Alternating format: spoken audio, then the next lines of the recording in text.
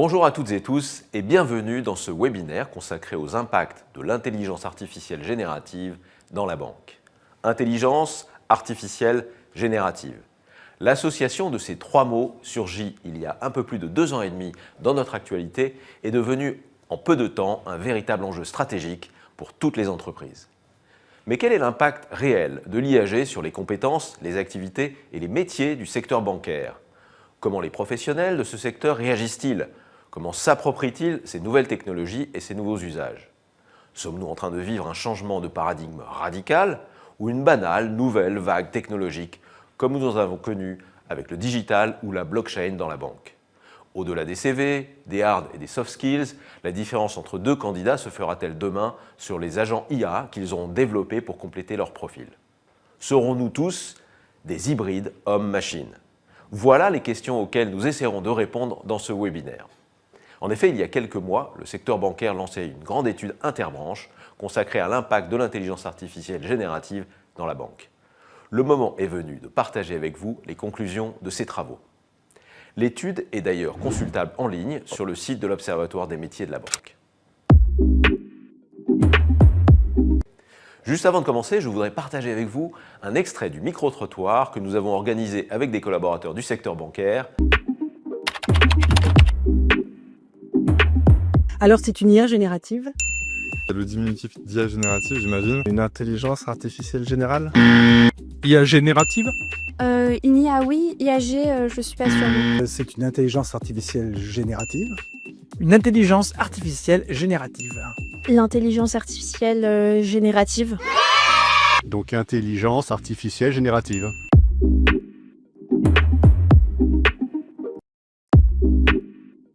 Voilà, on se retrouve en plateau. On va s'intéresser à la question du comment. Comment a été réalisée cette étude ? Pour cela, je reçois Axel Benetou du cabinet Diosassi. Vous êtes consultant, vous avez beaucoup participé à cette étude. Et puis Alain Chagnot de Roland Berger, vous êtes associé chez Roland Berger.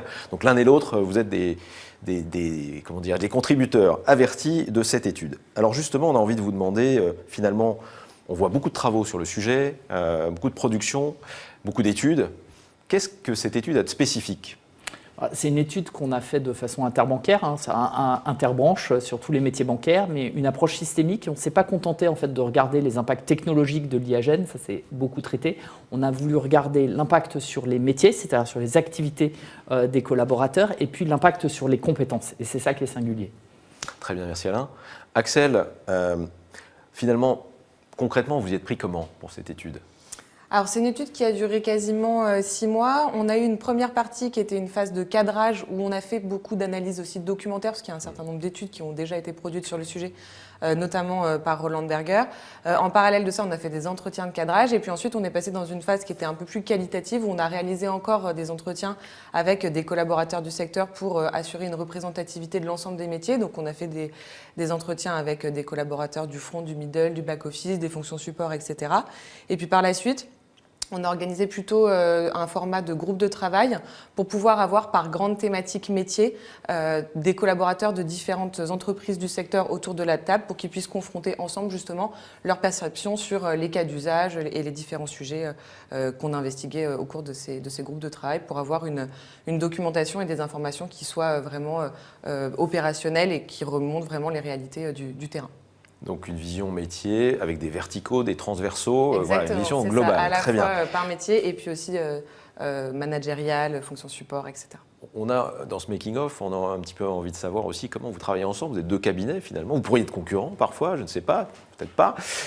C'est quoi vos domaines de spécialité dans le cadre de cette étude ? Non, nous on est complémentaires. Roland Berger, Bonne réponse. on est cabinet de conseil en stratégie, donc on connaît bien les services financiers. On essaie d'apporter une vision prospective de ces évolutions, de ces transformations. On apporte aussi la dimension technologique. Il y avait une autre dimension extrêmement importante qu'on a confiée à Diosassi. Oui, nous on arrive plutôt, une fois que justement Roland Berger a travaillé sur la partie stratégique et prospective métier, on arrive sur la partie, on est un cabinet qui est spécialisé sur les transformations RH, donc on va arriver sur la prospective plutôt compétences, analyser l'évolution des compétences, également toutes les notions qui sont liées à la QVCT, qui était un élément particulier aussi de cette étude, et puis proposer justement les plans d'action qui soient pertinents pour accompagner ces évolutions, et dans ce cas-là, on est plutôt sur des plans d'action avec une dimension plutôt RH.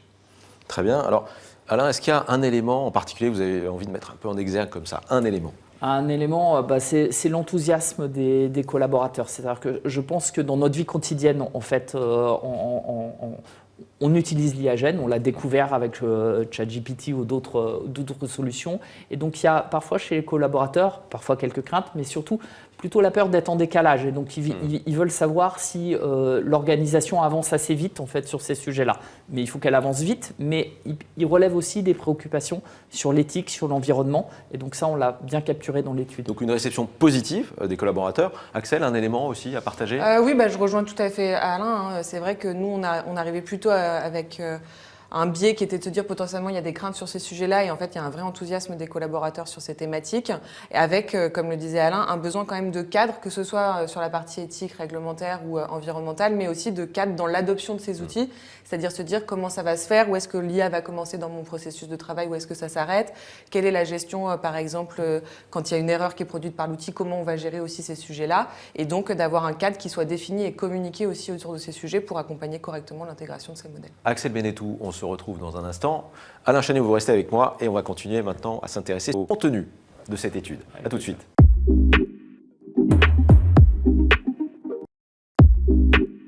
Avec Alain Chagnot de Roland Berger. Alors cette fois, on va rentrer un peu plus dans le contenu de l'étude, dans le vif du sujet, avec voilà, vos observations, vos conclusions, vos recommandations. Et on va commencer par un premier sujet, un sujet important. On va s'intéresser aux métiers de la banque. Vous avez abordé 9 domaines métiers. Alors, on ne va pas tous les voir aujourd'hui, évidemment. On va s'intéresser en particulier à 3 métiers. Mais est-ce que vous pouvez nous dire, d'une manière générale, les principaux impacts, finalement, des IAG sur l'ensemble de ces métiers, de manière générique, comme ça? Très clair. Donc, 4 impacts principaux sur les activités métiers qu'on retrouve de façon assez transversale. Premièrement, c'est l'optimisation des processus, c'est-à-dire qu'on va automatiser un certain nombre de process, des tâches répétitives, chronophages, ça va être par exemple la gestion de réclamations, ce genre de choses.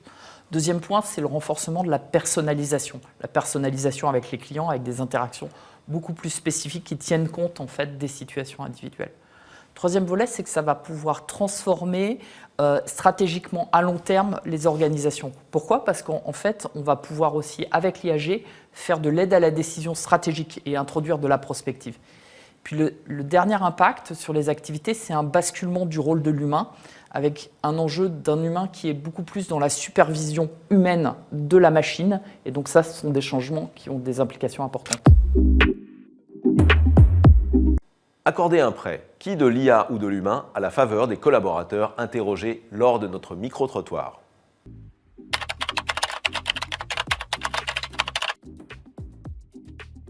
Moins sympa. Quand même moins sympa. Alors, je pense que pour l'analyse du dossier, l'IA peut être utile, mais pour la prise de décision finale, c'est évidemment le banquier. Oula, non. Je pense pas, non. Ça dépend du banquier, ça dépend peut-être de l'IA aussi. Je pense que justement, l'humain sera irremplaçable sur ce sujet-là.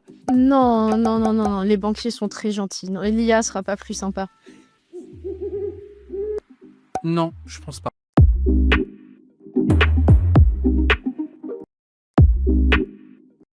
On va commencer par les métiers de la relation client, qui sont effectivement front, back-office. Aujourd'hui, de plus en plus, la banque, finalement, se tourne vers ses clients. On parle d'hybridation homme-machine ou homme-IAG, ou de métiers augmentés. Mais quelles sont les activités et les compétences réellement concernées par ces transformations? Alors, si on prend par exemple 3 cas d'usage qu'on va pouvoir voir pour un chargé de relations clientèle, qu'est-ce qu'on va pouvoir voir? D'abord, en amont, une capacité de la machine à optimiser l'aide à la décision pour le conseiller. Typiquement, on va pouvoir générer de façon automatique, par exemple, une synthèse sur la situation du client ou préparer aussi des comptes rendus. Donc, on va être beaucoup plus efficace dans la personnalisation et la préparation des rendez-vous. Bien sûr, il y a des effets plus traditionnels d'automatisation de tâches simples et on va pouvoir être aidé par des chatbots où parfois il y aura directement une relation client entre le client et un chatbot qui apportera un premier niveau de réponse. En termes de compétences, bien sûr, ça nécessite quand même de la part du conseiller, mais comme souvent sur d'autres métiers, une capacité à avoir une supervision et une analyse critique sur un certain nombre de messages qui sont proposés. Finalement, ce que vous êtes en train de décrire, est-ce que ça va contribuer à enrichir la proposition de valeur de la banque, améliorer la qualité du service? Les métiers de la banque, ils sont compliqués. Il y a énormément de choses à connaître sur les produits financiers, les services à proposer. Donc, par exemple, on va pouvoir imaginer que le conseiller bancaire soit aidé par des assistants virtuels qui lui expliquent à lui aussi des concepts financiers complexes avec une interaction type chatbot, en fait, très simple, ou à partir d'une question ouverte interne. Et le conseiller il va être augmenté parce que son niveau va être relevé. Il faudra qu'il maîtrise évidemment ce qui lui est remonté par la machine et il pourra expliquer de façon très pédagogique au client un certain nombre de solutions. Est-ce que ça veut dire plus de temps qualitatif avec le client ? Il y a effectivement, en tout cas, une économie de temps, je viens de l'évoquer, avec des tâches chronophages qui vont pouvoir être éliminées, c'est-à-dire des questions assez simples qui étaient demandées, actualisation de RIB, un certain nombre de sujets. Donc, du temps va être libéré, il pourra être investi sur les cas d'usage que je viens d'évoquer, de mieux comprendre la situation du client et de proposer la gamme. Et donc, on va normalement évoluer effectivement vers un conseiller un chargé de relations clientèle augmenté par cette IA générative. Très bien. Est-ce que sur le plan de la formation et du développement, justement sur cette fonction de relations clients, il y a un certain nombre de dispositifs qui sont prévus ? Donc les banques, d'une manière générale, là, adaptent leur plan de formation, travaillent sur la conduite du changement. C'est pas tant sur la technologie ou la compréhension fine de l'outil. En fait, il est beaucoup plus abordable et beaucoup plus intuitif. Donc, il faut comprendre, il faut quand même développer les usages. Il faut expliquer en fait ce qu'il y a derrière pour qu'il y ait une maîtrise créer une analyse critique en fait de la production de l'IA. Donc ça, c'est un des enjeux très importants pour pouvoir gérer des objections. Développer aussi l'empathie, et donc en fait c'est pas tant sur la technologie que quelque part sur ce temps qualitatif qui est libéré, pouvoir travailler d'autres compétences en fait des métiers de la relation client. Voilà, il y aurait beaucoup de choses à dire sur ces métiers. On va renvoyer tout le monde vers l'étude qui est disponible et accessible sur le site de l'Observatoire des métiers de la banque. Pour clôturer ce thème, je vous propose de regarder cette interview de Pierre Ruhlmann, Chief Operating Officer de la banque commerciale BNP Paribas, qui partage sa vision de la relation client boostée à l'IA. Les métiers de la relation client sont familiers des évolutions technologiques et des modes opératoires innovants. Que représente la vague des IAG sur ces fonctions ? Alors d'abord, je crois que c'est une évolution technologique, certes significative et majeure, mais ce n'est pas un vrai changement de paradigme, on n'est pas de l'ordre de la révolution. Ça, c'est le premier point. Et puis le deuxième point, je pense que cette évolution sur l'intelligence artificielle générative, elle vient d'abord toucher à la manière dont on va interagir avec nos clients. Et c'est surtout les clients qui vont être concernés par cette évolution, avec des conséquences, bien sûr, sur les collaborateurs et notamment les conseillers de la banque. Est-ce que vous avez quelques exemples d'activités impactées par les IA génératives ? Alors, j'en ai trois. La première, c'est déjà pour les collaborateurs qui avaient l'habitude d'aller chercher des informations sur l'intranet, en mode Google par exemple. Interagir en langage naturel pour aller chercher ces informations, c'est une première évolution, c'est le chat GPT interne, on va dire. La deuxième évolution, c'est clairement pour les clients, là encore, et notamment les clients autonomes, dans leur interaction avec la banque en mode digital. On voit bien que l'intelligence artificielle générative va faciliter les conversations et probablement aussi le transactionnel. Et puis après, il y a une troisième chose, et ça c'est une vraie évolution, et notamment pour les conseillers, c'est quand le client a besoin d'expertise, quand on a besoin de proposer une plus grande personnalisation, on voit bien que là, au travers du conseiller, avec l'aide du conseiller, l'intelligence artificielle générative va apporter du plus.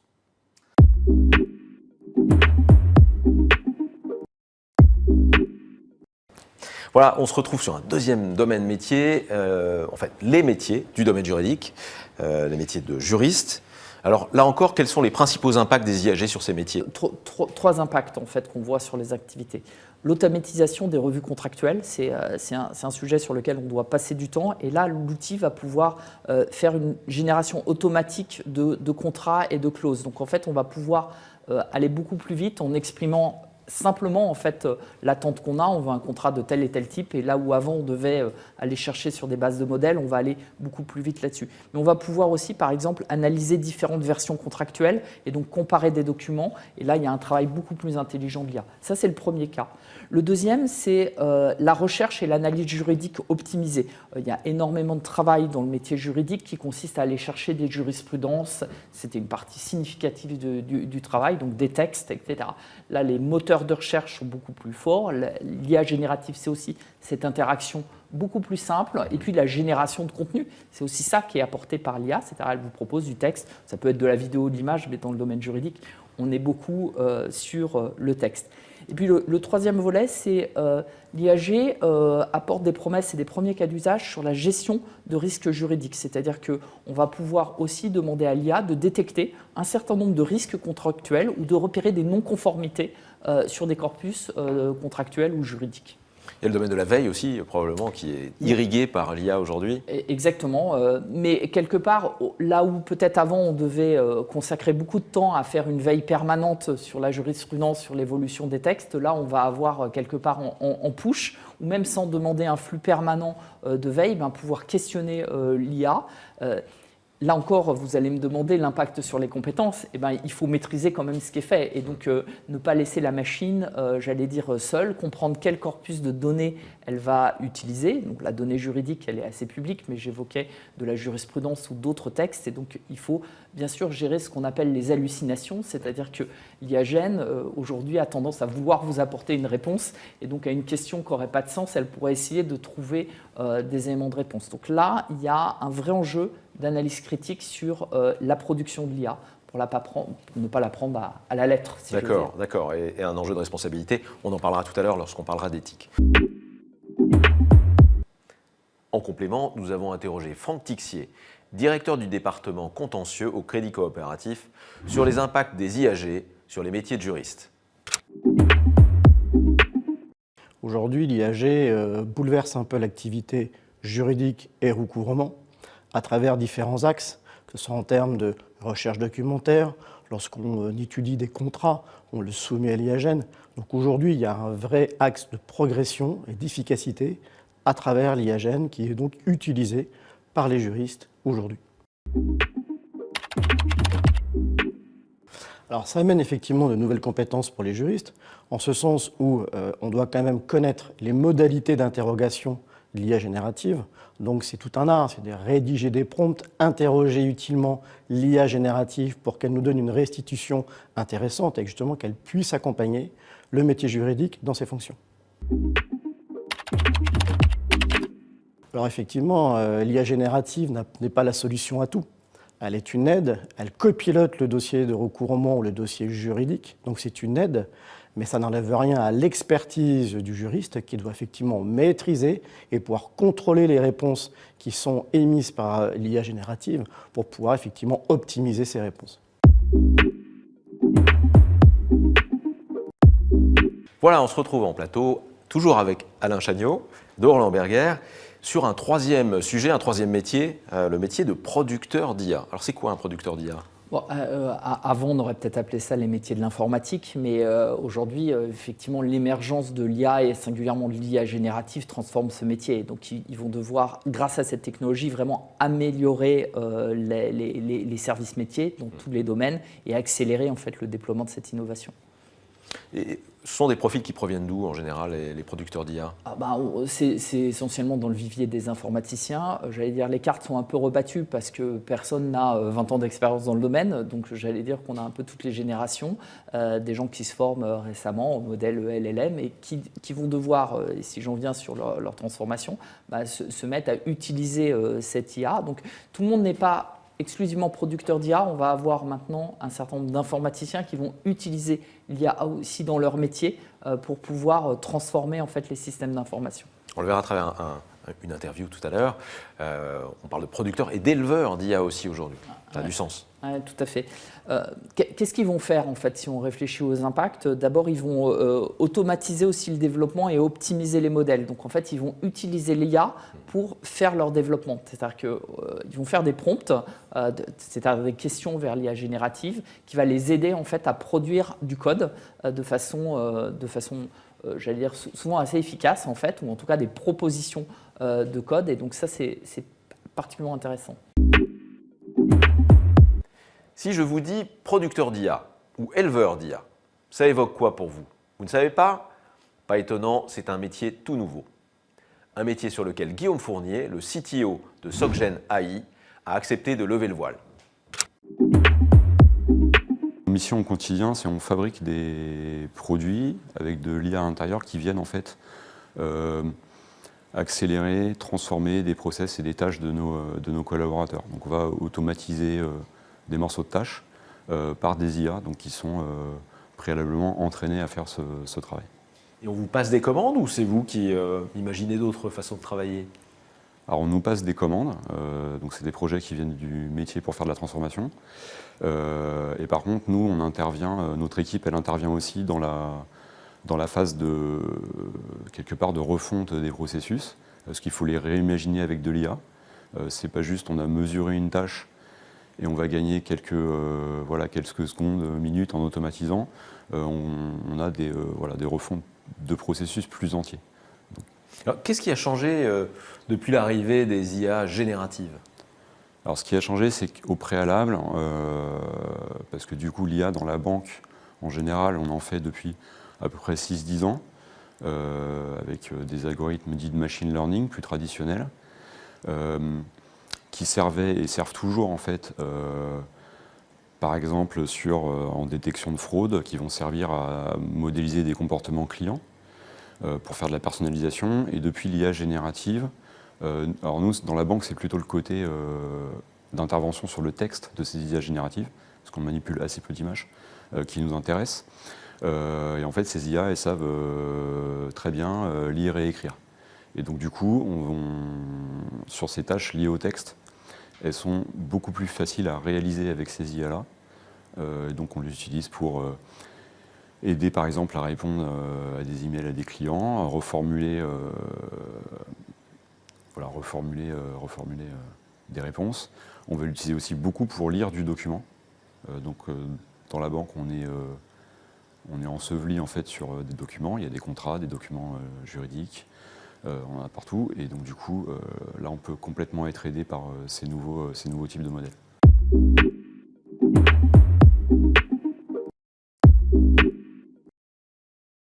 Voilà, on se retrouve pour un deuxième thème avec Alain Chagnot de Roland Berger. Un thème dont on parle beaucoup depuis qu'on parle d'IA générative, c'est l'éthique et puis évidemment encore la réglementation. Alors quelques éclairages, Alain. Sécurité des données, responsabilité, confidentialité. Quels sont les principaux points d'attention quand on parle d'éthique ? D'abord, c'est d'avoir une stratégie RH complète pour adapter les compétences. On en a parlé, c'est un des points essentiels d'adapter les parcours. Le deuxième point, c'est de gérer les biais algorithmiques. Et donc ça, il peut y avoir des dangers. Donc là, il faut travailler l'équité pour éviter les non-discriminations en matière RH dans différents domaines vis-à-vis des clients et traiter la donnée sensible. Il y a un autre enjeu, c'est la transparence. Comprendre ce que fait l'outil et être capable de l'expliquer, l'explicabilité des modèles d'IA pour que ce ne soit pas une boîte noire. Donc ça, c'est un enjeu très important, très regardé aussi par les régulateurs. Il y a la protection des données, et là, il y a des enjeux de confidentialité. Et donc, il ne faut pas que l'IA gêne partage, en fait. Et là aussi, la réglementation cadrera les choses, mais c'est la responsabilité des acteurs de mettre en les barrières de sécurité. Il y a le traitement des impacts sur la qualité de vie au travail, puisque l'IA va automatiser un certain nombre de choses. Il peut y avoir des gains de productivité, mais il va falloir veiller à ce que le confort, en tout cas la qualité de vie au travail pour les collaborateurs, soit bien au rendez-vous. Et puis enfin, il y a une autre question qui est souvent soulevée, c'est celle de la soutenabilité de l'impact de l'IA générative. La soutenabilité, ça va être les sujets des impacts environnementaux en fait derrière, parce qu'on a évidemment des serveurs qui tournent et donc des impacts en termes d'environnement, en termes de coûts pour la société, pour les entreprises qu'il faut aborder.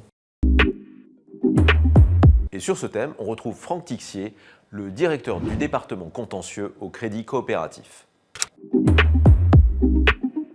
Quelle chance ça ouvre finalement ces nouveaux usages? Alors la réglementation, déjà RGPD, nous a déjà donné un peu la voie. Donc aujourd'hui, effectivement, on ne peut pas soumettre, à titre d'exemple, on ne peut pas soumettre des dossiers avec des noms de sociétés ou de particuliers. Donc on anonymise un petit peu les différents dossiers pour éviter qu'il y ait une diffusion de l'information. Donc là, c'est un exercice qu'il faut pratiquer. Un autre moyen, justement, là on s'adapte. Le groupe BPCE a créé donc une IA générative qui est donc quelque part un peu en silo, où elle est offerte, proposée aux collaborateurs du groupe. Et là, pour le coup, elle est plus sécurisée. Les données ne s'éparpillent pas dans les nimbes, je dirais, de tout ce qui est données informatiques sur le web. Voilà, on se retrouve sur un troisième et dernier thème important. Ce sont les défis de l'adoption des IAG dans les banques. Alors, quelles sont les solutions que vous avez relevées dans le cadre de cette étude? Pour bien travailler cette appropriation, qu'est-ce qu'il faut faire? Il faut communiquer, mais avec des formats variés et transverses pour travailler sur le renforcement des compétences. Et je vous l'ai dit, les compétences techniques, les compétences organisationnelles, les compétences relationnelles. Il y a aussi anticiper les impacts de l'IAG. Donc là, il va falloir travailler sur la gestion prévisionnelle, avoir une vision des parcours professionnels. Troisième sujet, c'est de mettre en place une veille sur les outils d'IAGEN et qu'il y ait une gouvernance partagée, adaptée, pour faire un certain nombre de choix raisonnés. Troisième point, c'est des approches fondées sur l'expérimentation. Le step by step, étape par étape, et tendre progressivement à être capable de regarder les impacts. Et dernière idée, peut-être, c'est celle d'avoir des ambassadeurs, c'est-à-dire des gens qui connaissent un peu mieux, issus de différents métiers, qui vont à la fois accompagner, expliquer, prendre le temps, mais aussi parfois accélérer l'adoption de cette innovation. Quels sont les acteurs des banques, dans les organisations bancaires, qui sont impliqués justement dans ces transformations? On avait évoqué les producteurs d'IA, donc la fonction informatique, mais évidemment la fonction RH, elle est centrale, et le management. Donc la fonction RH, elle va avoir une responsabilité sur la formation, en particulier les parcours de carrière. Et encore une fois, tout le monde est un peu concerné. Parfois c'est de la sensibilisation, parfois c'est de la formation assez technique sur des régulations, sur des technologies. Très bien. Merci Alain. Merci beaucoup.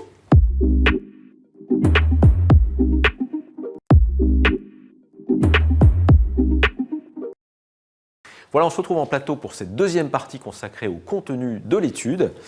On retrouve Axel Benetou. Axel, rebonjour donc. Rebonjour. Et puis on accueille Myriam El Khomri. Bonjour. Alors Myriam, vous êtes présidente d'Oasis, Tout à fait. conseil, et également vous dirigez la partie conseil de Diosassi, et vous avez également des responsabilités RSE. Ça va? Stratégie RSE j'ai du groupe, résumé. c'est tout à fait juste. Bon, ça fait deux lignes ou 3 lignes. Alors, on va ensemble aborder d'autres sujets. Tout à l'heure, on parlait de métier. Là, on va vraiment réfléchir à l'impact sur les compétences, en particulier, des IAG et l'accompagnement des collaborateurs, évidemment. Alors, en fait, on voit bien que les IAG redéfinissent le panorama des compétences dans les métiers bancaires. La question qu'on peut se poser, c'est finalement quels sont les métiers qui vont connaître le plus d'évolution dans leur skill set, Axel? Alors, les premiers métiers qui sont particulièrement impactés, ça va être tous les métiers qui sont au cœur justement du secteur bancaire, donc les métiers de la relation client, les métiers du service bancaire. Pourquoi? Parce qu'en fait, ça va vraiment modifier finalement tous les sujets de relation client. C'est-à-dire qu'on va avoir des modèles maintenant d'intelligence artificielle générative qui vont permettre de faire plus de prédictifs, d'avoir des recommandations plus personnalisées. Et donc, ça va modifier les compétences de ces collaborateurs parce qu'ils vont devoir se concentrer plus sur un conseil plus personnalisé et puis aussi potentiellement se recentrer sur des situations qui peuvent être plus complexes ou plus conflictuelles, et c'est-à-dire se recentrer vraiment sur la partie gestion émotionnelle, relations humaines, et déléguer potentiellement le travail un petit peu plus en amont au modèle d'intelligence artificielle générative. Oui, en plus de ces métiers, je crois qu'on peut dire aussi que les fonctions support, ce qu'on appelle les fonctions support, c'est-à-dire le juridique, la finance, on peut aussi parler du contrôle, eux, ils vont également être fortement impactés, puisqu'ils vont voir quelque part un peu l'ensemble de leurs activités transformées par l'automatisation, évidemment. Et on peut imaginer que la rédaction des contrats, on peut imaginer également que l'analyse de données financières, les audits deviennent de plus en plus automatisés, et donc ce qui signifie finalement une évolution majeure de ces rôles-là, c'est-à-dire qu'on n'est plus dans le faire, mais on est dans le supervisé, on n'est plus finalement dans le traitement, mais ça nous amène vers l'analyse critique. Et donc le manager, lui aussi, il voit son rôle complètement évoluer.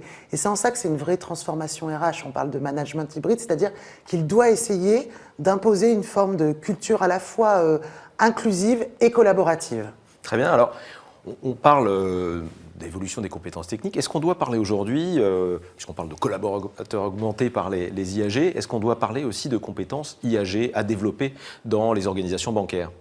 Alors, je pense que il ne s'agit pas, pour tous les collaborateurs de ce secteur, de devenir des super data scientists ou data analystes.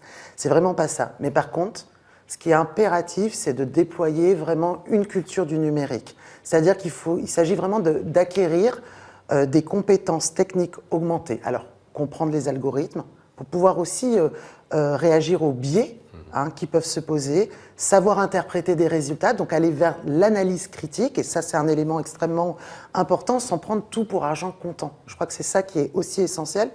Donc ça va demander une capacité vraiment à avoir du recul, une vision critique, et donc c'est ces compétences-là qui vont vraiment nous permettre, qui vont être des éléments clés à l'avenir. Donc ne pas subir ces changements, tout à fait. Être un acteur actif. Et du recul, recul nécessaire, et donc pour cela bien comprendre aussi le modèle. Très bien. Oui. Alors, et oui, on va en fait Axel, avoir une évolution des compétences qui est relativement, qui est assez hybride, parce qu'on ne va pas demander finalement aux collaborateurs de plus maîtriser leur expertise, mais on va leur demander d'avoir une familiarité avec les modèles d'intelligence artificielle générative, tout en conservant leur expertise métier sur certains secteurs.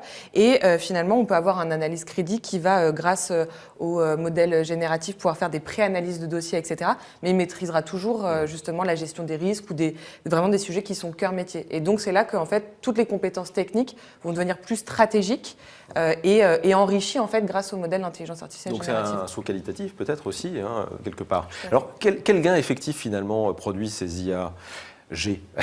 Oui, alors il y a évidemment sur le traitement automatisé des données, il y a énormément de gains en termes de qualité de service.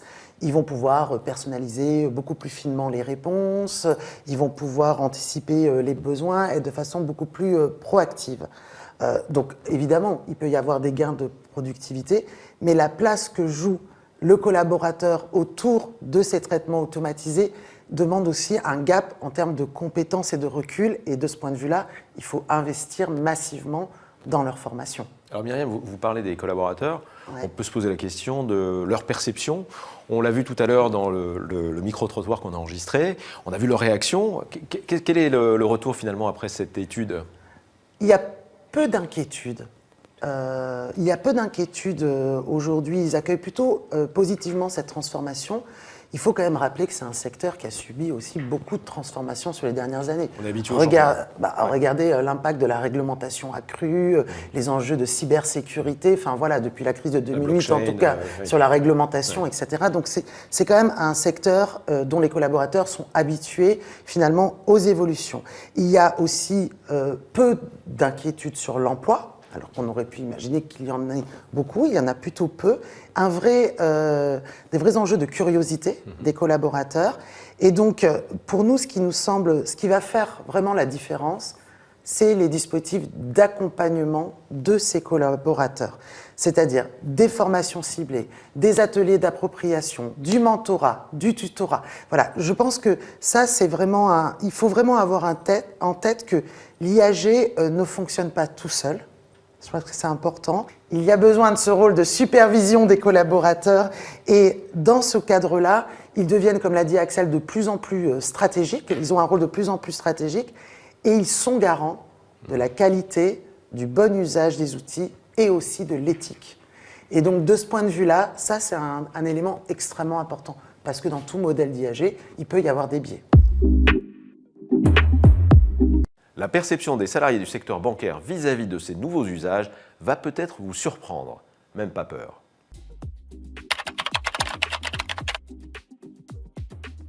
Je pense que ça peut aider à supprimer les tâches chronophages, ça peut accompagner. En fait, moi, je le vois vraiment comme un assistant, une aide au quotidien, aussi bien dans le pro que le perso. Vaste question. Moi, pour l'instant, je le vois bien. L'intelligence artificielle n'écrit pas encore de communiqué de presse mieux que mes collègues et moi, donc tout va bien. Je pense que ça va particulièrement dans des domaines qui sont assez techniques, assez juridiques. Ça va nous faire gagner beaucoup de temps. Moi, je suis plutôt confiante. Elle peut que m'aider, effectivement, peut-être. Enfin, je l'espère, dans des tâches peu valorisantes, pour me laisser un peu plus de temps. On a un bel avenir, en fait. Plus d'opportunités de réalisation de mon côté si on enlève certaines tâches contraignantes et chronophages. Donc ça peut nous aider au quotidien, mais nous remplacer. Enfin, j'ai pas peur pour mon poste. Donc on sent bien que l'enjeu est pas seulement individuel mais collectif. On parle beaucoup de compétences organisationnelles aussi. Ça challenge les organisations finalement, ces IAG. Et c'est aussi forcément une remise en cause ou une remise en question ou des bonnes questions à se poser pour le management. C'est essentiel. L'enjeu, il est collectif. Ce n'est pas un enjeu individuel, c'est vraiment un enjeu collectif. C'est pour ça que c'est un sujet de transformation RH, vraiment de façon extrêmement forte. En gros, l'intégration des modèles d'IAG ne transforme pas uniquement les tâches et les activités. Elle transforme les organisations. Je pense que l'étude le montre de façon extrêmement importante. Et on a un vrai décloisonnement du métier. Ça veut dire qu'on doit créer une collaboration accrue entre les experts data, les métiers, les juristes, les métiers IT. Et donc, ça demande une coordination. C'est pour ça que je parlais tout à l'heure un peu de management hybride, mais en tout cas, ça demande une coordination, des compétences renforcées en matière de coordination, mais même également de coordination interdisciplinaire. Et c'est là où il y a un enjeu extrêmement important. Et donc, ça pose clairement, c'est votre métier, mais ça pose clairement la notion de communication entre tous ces métiers. On le voit, le marketing, comment on va échanger ensemble, ça percute vraiment aussi la question de métiers de communication interne, de tout ce qui peut être fait aussi en matière de formation interne. Voilà, c'est tout ça qu'il faut rechanger. Et là, ça implique de forts changements dans l'entreprise, évidemment. Donc c'est un changement de paradigme assez radical, avec au cœur l'humain. Autour de l'organisation qui doit fonctionner de nouvelles manières. Donc ça, c'est vraiment effectivement de nouveaux défis pour la banque. Alors on va passer à notre deuxième thème. On va aborder la QVCT. Je déteste les acronymes, mais vous allez nous dire un peu plus ce que ça veut dire. Qualité de vie et conditions de travail. Voilà. On va parler donc de QVCT, d'employabilité et de relations homme-machine, si on peut dire. Et pour commencer, première question, c'est comment on peut réussir justement cette amélioration de la complémentarité entre l'homme et la machine ou l'IAG? L'homme et l'humain restera l'acteur principal. Je pense que c'est extrêmement important de le poser comme ça.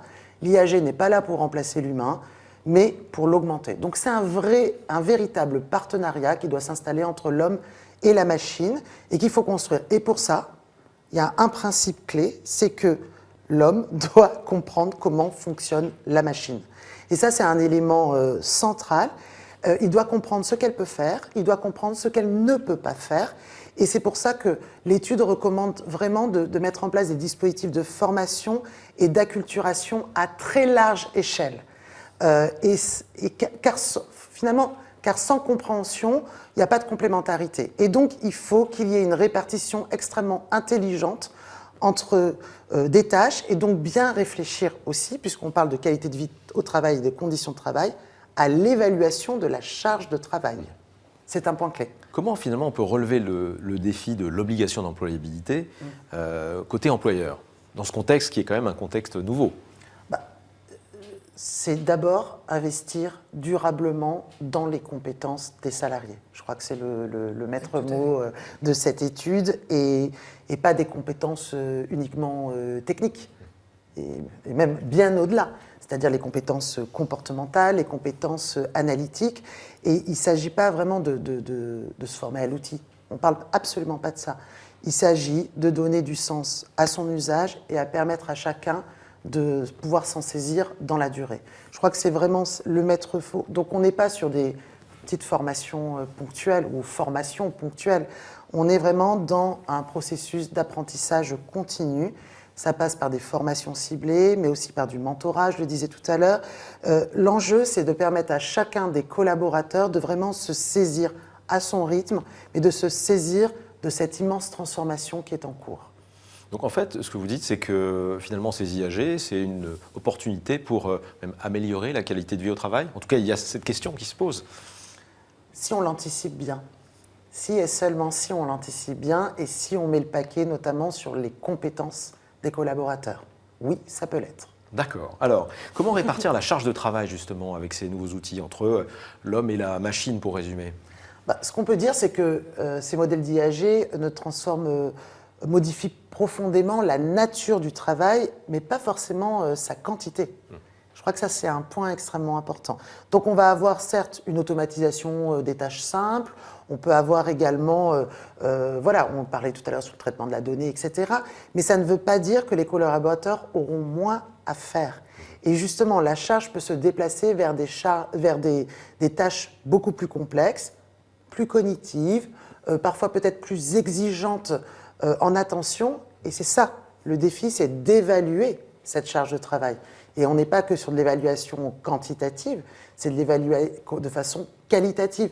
Donc là, moi, les modèles type ANACT, Agence nationale d'amélioration des conditions de travail, lorsqu'il y a un grand projet de transformation, un peu en test and learn, c'est-à-dire qu'on voit tous les impacts et après on mesure l'ensemble de ces impacts au fur et à mesure notamment, ça c'est un point extrêmement central dans ce projet de transformation, évidemment. Ce que vous nous dites, c'est que vous ne nous promettez pas une société à la Wall-E un peu, avec en gros la société des loisirs, où finalement on a très peu de temps de travail, mais on va aller vers un travail plus intéressant, plus qualitatif? Oui, peut-être. Si on s'y prend bien, si j'ai bien compris. Oui, alors évidemment ça va être des tâches à plus forte valeur ajoutée. Évidemment qui va être demandé aux collaborateurs, mais ça peut dire aussi que ça fait peser sur eux une responsabilité et donc, si ce n'est pas bien accompagné, un stress supplémentaire. Donc il faut être extrêmement vigilant. L'étude, et donc ça réinterroge sur le rôle aussi du manager de proximité et de la place qu'il va jouer. Donc l'étude recommande vraiment de mettre en place des indicateurs de suivi de la charge de travail de façon quantitative, et de façon évidemment qualitative, mais aussi d'instaurer un dialogue permanent dans la durée avec l'ensemble des équipes. Voilà. Est-ce qu'il y a d'autres recommandations qui émanent de cette étude justement, Axel? Oui, tout à fait. C'était un des objets aussi de cette étude, c'était d'avoir un outil un peu de pilotage justement de cette transformation et de l'intégration de ces modèles. Ce qu'on a mis en évidence, nous, dans l'étude, c'est qu'en fait, finalement, justement, ces recommandations, elles ont plusieurs dimensions. Il y a à la fois, et Myriam en a largement parlé, sur la partie éthique, il faut prendre en compte toute la partie éthique, il faut prendre en compte la partie organisationnelle, la partie compétences, et donc ces recommandations doivent être sur l'ensemble du sujet, à la fois sur la partie formation et le développement des compétences, et c'est vraiment avoir finalement un cadre d'intégration de ces modèles qui soit global et qui intègre l'ensemble de ces dimensions. D'autres points, Myriam, à relever sur le côté recommandation de l'étude? Je pense que notre principale recommandation, c'est vraiment un investissement massif dans la formation. On insiste, je pense qu'on peut le dire ici, on insiste fortement sur ce point. Il faut mettre en place des parcours de formation différenciés, adaptés au métier, un vrai focus sur l'interprétation, la supervision, l'éthique, le rôle des managers de proximité. Il ne faut pas voir l'IAG comme un outil à intégrer. C'est vraiment pas ça. Mais c'est vraiment, pour nous, une dynamique à piloter. Le sens profond de cette étude, c'est le voir comme une dynamique à piloter. Donc, il faut construire une trajectoire claire, embarquer les collaborateurs, embarquer les managers, développer les compétences, encadrer les usages et garder l'humain toujours au centre du projet. Et anticiper, vous me permettez, je suis directrice de la RSE aussi, l'impact est sur des modèles aussi les moins énergivores possibles, parce que l'IAG aussi a un impact en termes d'empreinte carbone qui peut être beaucoup plus fort que d'autres modèles. Et là encore, il existe des alternatives, que ce soit en termes de le mesurer, de choix, anticiper, on est toujours sur cette question-là. Voilà, choix de souveraineté, choix écologique, il y a des alternatives qui existent dans les outils. Et je trouve que le fait de montrer que c'est une dynamique à piloter, enfin moi je salue vraiment le travail de l'Observatoire, de le prendre de cette manière-là, c'est aussi l'occasion que vous nous le donnez, mais je crois qu'il faut vraiment saluer ce travail-là, parce qu'on voit bien que c'est un vrai projet de transformation RH et vraiment pas un outil à intégrer. Donc je salue cette volonté et cette perspective qu'il donne aujourd'hui pour l'ensemble des adhérents de la branche. Ouais. D'autant que nous, on a vu, en tout cas vis-à-vis des collaborateurs qu'on a pu interroger dans le cadre de l'étude, qu'ils ont en plus ce besoin d'avoir une acculturation qui soit un peu progressive.